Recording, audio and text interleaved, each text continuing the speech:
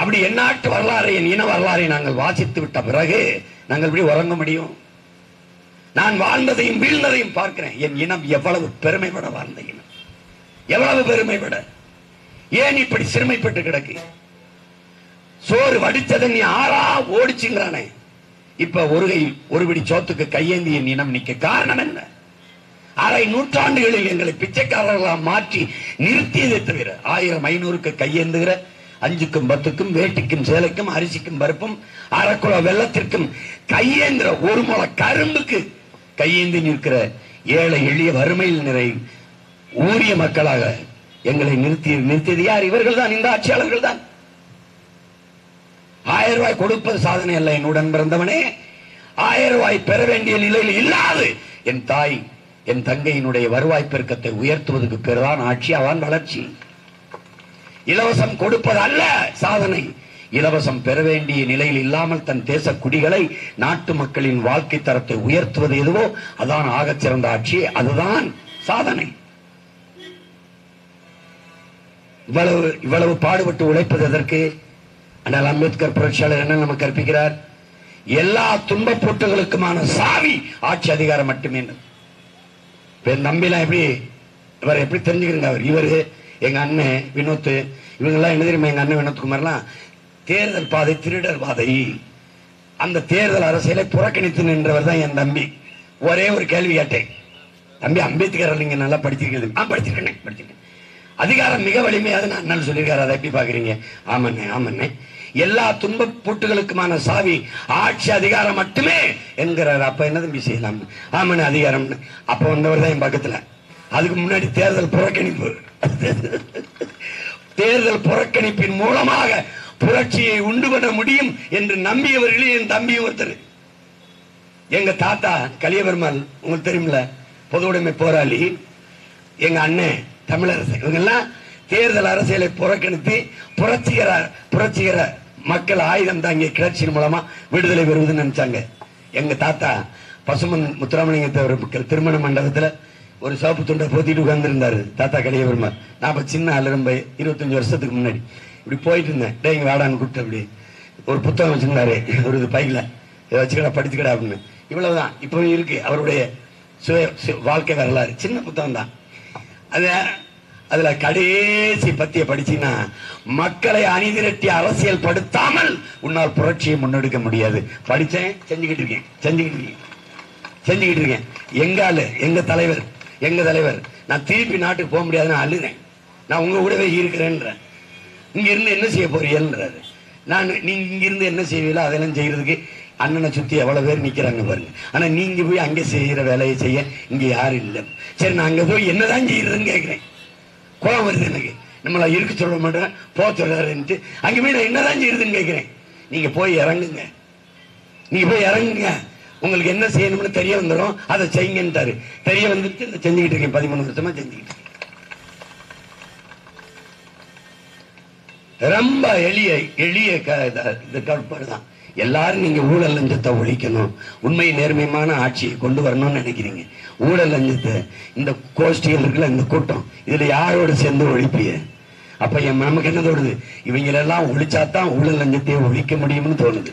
அதுக்குதான் இங்க நிக்கிறோம் நாங்க. இங்க போட்டி 3 முனை போட்டியுமா, 3 முனை சூலாயுதம், ஒரு வேலாயுதம். புரியுதா? 3 முனை போட்டியில 3 கொள்ள கோஷ்டி ஒரு வாரத்தில் ஒரு கூட்டம், ஒரே ஒரு பிரபாகர் பிள்ளைகளும் அவன் தம்பி தங்கைகளும் ஒரு கூட்டம். 2 தான். அந்த கூட்டணி 3 கூட்டணி ஒரு பக்கம், தனிச்சு நம்மளுக்கு 2 போட்டி தான். இருமுனை போட்டி தான் இங்க நடக்குது. போட்டு குழப்பிக்கிற கூடாது. நீ இவ்வளவு நேரம் பேசிட்டு எனக்கு ஓட்டு, எனக்கு போடு, என் தம்பிக்கு போடு, போறான்னு போ. ஆனா இந்த அயோக்கிய பயிலுக்கு போட்டுறாத, நல்லா இருப்பா போட்டுற. நீ 50 வருஷமா போட்டு என்னையே என் தம்பிய தங்கச்சியில இந்த நடு ரோட்ல போட்டதை தவிர நீ ஒன்னும் சாதிக்கல. எனக்கு பின்னாடி வர என் தம்பி தங்கைகளுக்கு இந்த நிலைமையை தயவு செய்து தந்துடாத. அதுக்கு தான் அந்த நெஞ்சு வடிக்க கத்திரி கிடக்குறோம்.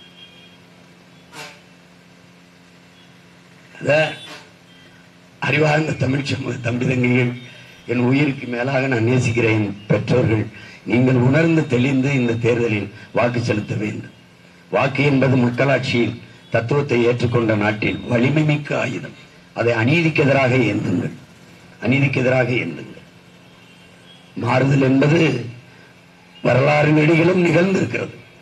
ஒவ்வொரு எத்தனையோ தேசிய இனங்கள் புரட்சிகர அரசியலை முன்னெடுத்து மக்கள் ஜனநாயக புரட்சியின் மூலமாக விடுதலை பெற்றிருக்கிறது.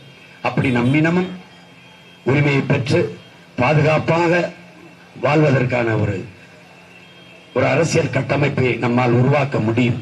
எனவே என் அன்பு சொந்தங்கள், என் அருமை உடன் பிறந்தார்கள், இந்த களத்திலே நிற்கிற என் ஆறுயிர் இளவல்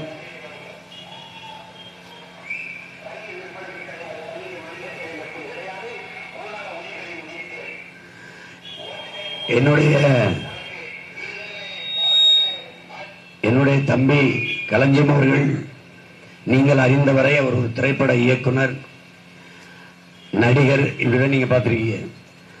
அவர் இந்திய கடற்படையில் பணியாற்றிய ராணுவ வீரர் என்பதை நீங்க நினைவு வச்சுக்கணும். அந்த ராணுவ பயிற்சி எப்படி தெரியுமா, அவர்கிட்ட ஒரு ஒழுங்கு இருக்கும். படத்தை இயக்கும் போது விட நேர்த்தியா இருக்கும், ஒழுங்கு இருக்கும். ஒரு ராணுவ வீரன் போலவே தன் வாழ்க்கையை வழிநடத்தி கொண்டு வர என் தம்பி எல்லா களங்களிலும் மக்களின் பிரச்சனைக்கு களத்தில் நின்று போராடிய ஒரு போராட்டக்காரன், அஞ்சாதவன். எங்கள் தலைவர் எங்களுக்கு கற்பித்தது மாதிரி அஞ்சுவதும் அடிபணிவதும் தமிழன் பரம்பரைக்கே கிடையாது. அச்சத்தை கைவிட, இல்லை என்றால் உன் லட்சியத்தை கைவிடு என்று கற்பிக்கிறார் நம் தலைவர். நாங்கள் அச்சத்தை கைவிட்டு லட்சியத்தை இருக பற்றி கொண்டவர்கள். நானும் அவனும் ரத்த உறவு கிடையாது, லட்சிய உறவில் அண்ணனும் தம்பியும். உலகத்திலே போராளிகளுக்கு ரத்த உறவை விட லட்சிய உறவு மேலானது. குடும்ப உறவை விட கொள்கை உறவே ஆக சிறந்தது. அறிவார்ந்த தமிழ் சமூக தம்பிகள், தங்கைகள், அப்படித்தான் நாங்கள் இத்தனை பேர், இத்தனை லட்சக்கணக்கான பேர் ஒரு உறவு குடைக்குள்ளே கூடி நிற்கிறோம் என்றால் தமிழ் தேசிய மக்களின் உரிமை மீட்பு, எதிர்கால பாதுகாப்பான நல்வாழ்வு என்ற அடிப்படையிலே கூடி நிற்கிறோம். ஆக சிறந்த வேட்பாளரை என் தம்பியை இந்த களத்தில் நிறுத்தியிருக்கிறேன். அவருக்கு தேர்தலை நிற்க விருப்பம் இருக்கால, அவர் கதை எழுதிட்டு இருந்தாரு. திடீர்னு தெரிஞ்சவொன்னே இப்ப என் தம்பியை நான் எங்க நிறுத்திருந்த எல்லா வேட்பாளரையும் அறிவிச்சிட்டேன். அப்புறம் காஞ்சிபுரத்துல நிறுத்தலாம்னு முடிவு பண்ணேன். அப்ப எல்லாம் போட்டமேன்னு அவன் மாவட்ட செயலாளர் விஷம் குடி செத்து போயிருவேன்றான். ஆனா நான் பாதிக்கு மேல வேலை செஞ்சுட்டு அப்பெல்லாம் எப்படி அப்புறம் அந்த இதுக்கு திருவள்ளூர்ல நிறுத்தலாம்னு பார்த்தேன். அப்ப அப்ப நான் என் தம்பிக்கு தெரியாது நிறுத்த போறேன்ட்டு. அப்ப அவனை கூப்பிட்டு பேசுனேன், அண்ணன் அந்த வாத்தியார் வேலையை ரிசைன் பண்ணிட்டு வந்துட்டானே, பாவமாயிருவானு. அப்புறம் வழியே இல்லை, என் மாப்பிள்ளையை கூப்பிட்டு என் பேச்சு தட்ட மாட்டாருன்னு கூப்பிட்டு பேசி, அப்புறம் பேச்சு மித்த கொஞ்சம் சொல்லி, இருடா ஒரு வருஷம் தான்டா, அப்புறம் சட்டமன்ற தேர்தல் வருதுடா அப்படின்னு வேட்பாளர் என் தம்பின்னு மகிழ்ச்சியா எல்லாரும் ஏத்துக்கிட்டு கலப்பணி. எங்களுக்கு யாரையும் வீழ்த்த வேண்டும்ங்கிற நோக்கம் இல்லை, நாங்கள் வெல்ல வேண்டும்ங்கிறத எங்க நோக்கம். அதுலதான் நாங்க போட்டிடுறோம். தம்பி, நாங்க ஒரு தத்துவத்தை ஏற்றுக்கொண்டோம். எங்க கொள்கைக்கு எதிரா என்னை பெற்ற தாய் தந்தையரே வந்தாலும் எதிரி தான். என் உடலோடு ஒட்டி பிறந்தவனா இருந்தாலும் என் கொள்கைக்கு எதிராக இருந்தா வெட்டி வீசுறதா எங்களுடைய மரபு. இதுல நீங்க சின்ன துளி சமரசமும் கிடையாது. இது போட்டி தான். எல்லா கட்சியிலையும் என் சொந்தக்காரர்கள் போட்டியிடுகிறார்கள். எல்லாம் எங்கள் இனம் சார்ந்த எங்கள் உறவுகள் தான். ஆனால் எங்கள் கொள்கை என்பது தமிழ் தேசிய மீட்சி, அதன் முன்னேற்றம், எதிர்கால பெருவாழ்வு, இதெல்லாம் இருக்கு. தமிழ் மீட்சியே தமிழர் எழுச்சி என்கிறார் தாத்தா தேவனைய பாவானர். அப்போ தமிழ் மீட்சி வரணும்னா தமிழன் ஆட்சி வரணும்ல, அதுக்கு தான் இந்த அரும்பாடு ஆற்றுகிறோம். எனவே அறிவார்ந்த தமிழ் சமூக மக்கள், பேரன்பு கொண்டு நாங்கள் நேசிக்கிற என் பெற்றோர்கள், நான் பெரிதும் நம்பி நிற்கிற என் தம்பி தங்கைகள், பேச்சை கேட்டு கலந்து விடாமல் நீங்கள் கூடி கலையும் காகங்களாக இல்லாமல் கூடி பொழியும் மேகங்களாக மாறுங்கள். எல்லோருக்கும் அழைத்து பேசுங்கள். உங்களுடைய உடன் பிறந்தவர்கள், நண்பர்கள், கூட படித்தவர்கள், உங்களோடு பணியாற்றுகிறவர்கள், நடைபயிற்சிக்கு உங்களோடு நடந்து வருபவர்கள், பொருள் வாங்க செல்லுவது கடையாளர்கள், கடையிலே உங்களோடு பக்கத்திலே பொருள் வாங்குபவர்கள், எங்கு போனாலும் நெருப்பாக பற்றி எரியுங்கள். இருப்பாய் தமிழா நெருப்பாய் என்றது நெருப்பு எதனோடு சேர்ந்தாலும் தன்னியல்வுக்கு மாற்றும். அதுபோல எல்லோரையும் நமக்கானவர்களாக மாற்றுங்கள். புரட்சி என்பது என் அன்பு தம்பி தங்கைகளே, ஒரு சிறிய விளக்கில் நெருப்பு எரிகிற போது என்று வாய்க்கிட்டே ஊதுகிற காற்று அணைத்து விடுகிறது. அதே காற்று அடர்ந்த காட்டுக்குள் பெருநெருப்பாக பற்றி எரிகிற போது எந்த காற்று ஊதி அணைத்ததோ அதே காற்று ஊதி ஊதி வளர்க்கும். பாற்றி பாற்றி சுரண்டு எரியும். தனி மனிதன் உங்கள் பிள்ளை சீமான் இந்த தெருவிலை நடந்தால் விபத்து, ஆக்சிடென்ட். நம்ம எல்லோரும் சேர்ந்து நடந்தால் டிராபிக் ஜாம், போக்குவரத்து நிறுத்தம். இதுதான் புரட்சி. சேர்ந்து ஒன்றிணைந்து சேர்ந்து செய், அதான் முக்கியம். அதான் முக்கியம். தனித்தனியா அப்படி இருந்தா அந்த விரலுக்கு வலிமை இல்லை. 5 விரலும் சேர்ந்து இறுக பிடித்தால் வலிமை மிக்க கைகளாக மாறுகிறது. எனவே அறிவார்ந்த தமிழ் சமூக மக்கள், மாசேத்துன்னு சீன புரட்சியாளன் அங்கிருந்து மலையை குடைஞ்சு தண்ணியை கொண்டு வரணும். செஞ்சேன் நடத்தி போறாரு. பெரிய பேரணி நடத்தி போனோன்னு நிறைய பேர் செத்து போறான். என்ன சொல்றாரு? இறந்தவன் உடல் என்னுடன் தோழன் தான், என் உடன் பயணித்தவன், ஆனால் அவனை தூக்கி செல்ல முடியாது, சுமை. அப்ப என்ன சொல்றாரு? அங்கங்க குழியை தோண்டி புதைக்கிறாங்க. புதைச்சிட்டு அவர் சொல்ற முழக்கம், இறந்தவர் போக இருப்பவர் முன்னேறுக. நடந்து போறாங்க. மலைக்கு முன்னாடி 1,00,000 பேர். ஒன்னு சொல்றாரு, திரும்பி பாக்குறாரு, மலைப்பா பாக்குறாங்க. இந்த மலையை நம்ம 1,00,000 பேர் எப்படி உடைக்கிறதுன்னு ஒரு முழக்கத்தை முன்வைக்கிறாரு. நாம் தான் 1,00,000, நம் கைகள் 2 லட்சங்கள். உடையா அப்படின்னு உடைச்சு தண்ணி எடுத்து நாம 32 லட்சம். இதை 62ஆக ஆக்குவது, 1 கோடியை 22ஆக மாற்றுவது பெரிதில்லை, பெரிதில்லை, பெரிதில்லை. நம்மளால் முடியும் என் அன்பு மக்களே. புரட்சி என்பது ஒரு சிறு பொறியில் இருந்துதான் உலகெங்கிலும் பரவி இருக்கிறது. நீங்களும் புரட்சி தீயாக பற்றி பரவுங்கள். பசி, பஞ்சம், ஊழல், லஞ்சம், கொலை, கொள்ளை, சாதிய இழிவு, தீண்டாமை, அடக்குமுறை, ஒடுக்குமுறை, பெண்ணிய அடிமைத்தனம், பாலியல் வன்கொடுமை, மது மத போதை, இது ஏதும் இல்லாத ஒரு தூய தேசம் செய்வோம். அதை மக்கள் புரட்சியால் உறுதி செய்வோம் என்ற முழக்கத்தை முன்வைத்து உங்கள் பிள்ளைகள் முன் நிற்கிறோம்.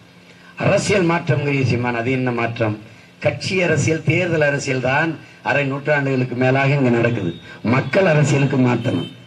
அது எப்படி மாற்றுவாய்? தேர்தல் வரும்போது சிலிண்டருக்கு 200 ரூபாய் குறைந்தா அது தேர்தல் அரசியல், சரிதானே தம்பி?